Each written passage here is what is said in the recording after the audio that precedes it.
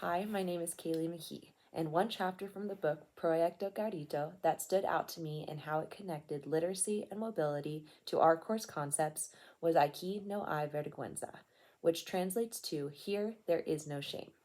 I particularly enjoyed this chapter because it focused on a concept I feel is often overlooked when overcoming language barriers, and that's shame. The chapter covers how the workers in the classroom learning English overcame the feelings of embarrassment common with learning a new language. Mistakes were encouraged in this process, invoking feelings of empowerment to continue learning rather than giving up. This chapter connects literacy and mobility to nearly all of our course concepts, but most evident to me were translingualism, transnationalism, and English as lingua franca. I felt these concepts were exemplified in a passage which, I've translated it to English, translates to, Now I can talk to my supervisor without fear. It is not always perfect, but we understand each other. In this passage, the speaker shows how they adapted the English language to communicate and interact with their environment. Translingualism is applied, as Spanish and English are both equally important in learning and adapting to their world.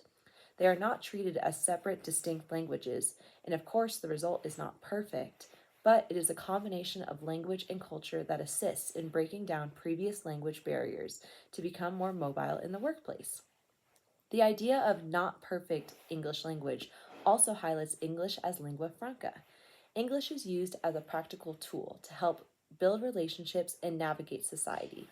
Literacy is connected to mobility here because with this new tool, the speaker has more confidence in communicating with his supervisor. An additional passage that connects literacy and mobility to the specific course concepts of transnationalism and also some translingualism is, again translated to English, when we learn English, sometimes we feel ashamed because we are afraid of making mistakes. But here, there is no shame. We learn together. Transnationalism stands out here as a connection to literacy and mobility because the community of the workers' native culture is blended with this new learning experience. The workers find camaraderie in their aligned journeys of gaining experience in the new world, keeping close their roots while embracing new ideas of a different cultural environment. With this, rather than feeling the defeat in attempts to learn, they can support each other.